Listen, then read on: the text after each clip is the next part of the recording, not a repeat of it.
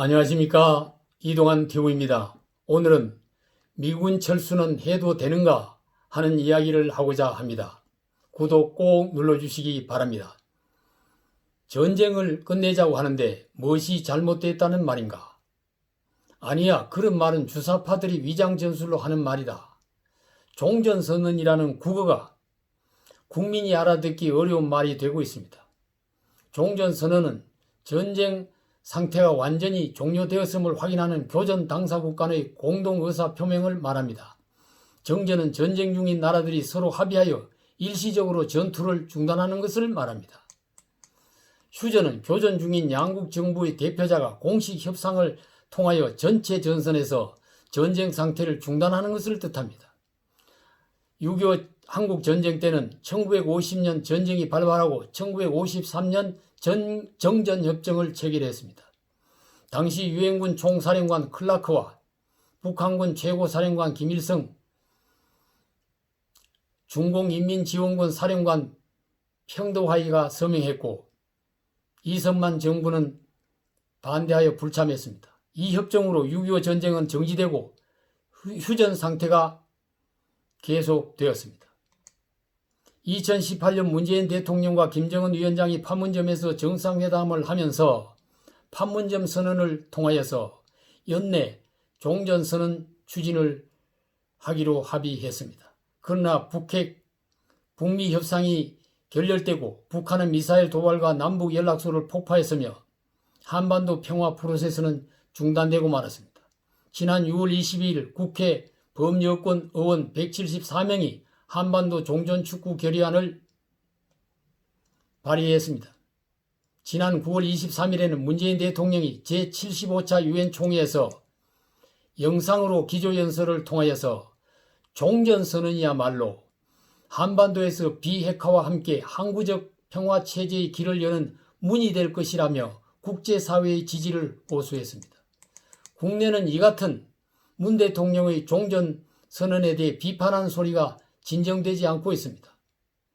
서해 연평도 앞바다에서 해양수산부 소속 우리 공무원을 북한군이 총살하고 불태우는 사건을 보고받고도 문 대통령이 종전선언 연설을 하고 있었기 때문입니다. 남북이 전쟁을 하지 않고 평화롭게 잘 사는 소리가 종전선언인데 무엇이 문제이겠습니까? 그러나 남북이 처해 있는 현실을 색안경을 끼지 않고 바로 본다면 심각한 문제를 그 속에서 발견할 수 있습니다. 첫째, 종전선언보다 비핵화 선언을 먼저 해야 될 일입니다. 북한의 핵미사일을 비롯한 비대칭 전략무기를 그대로 둔 채로 종전선언을 하는 것은 무장하고 있는 북한의 항복선언을 하는 꼴이 됩니다. 둘째는 종전선언을 한다면 주한미군을 철수해야 합니다. 한미동맹이 약화되고 미군 주둔 명분이 약화되고 국방비용은 증가하고 자주국방의 부담은 더욱 커지고 안보위기는 고조되고 말 것입니다. 셋째, 종전선언은 북한의 핵보유를 인정하게 되는 결과를 초래합니다. 북한이 선포하고 헌법에 명시하고 있는 핵보유국임을 국제사회에서 인정받게 되도록 도와주는 결과가 되는 것입니다. 이 같은 국가안보의 위기를 초래하는 위험천만한 종전선언에 대하여 여당과 대통령은 종전선언은 비핵화를 유도하고 평화협정과 완전한 종전에 도달하기 위한 과정의 시작 단계라고 말을 하고 있습니다. 종전선언은 상방이 동시에 하거나 비대칭 무기를 가지고 있는 북한이 먼저 해야 합니다.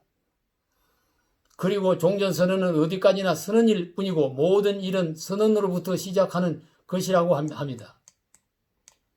그러나 북한은 판문점 평화선언 후에 선언의 뜻에 부합하는 실천은 없었고 오히려 미사일 도발과 연락소 폭파, 우리 공무원 총살 등 만행을 저질렀습니다.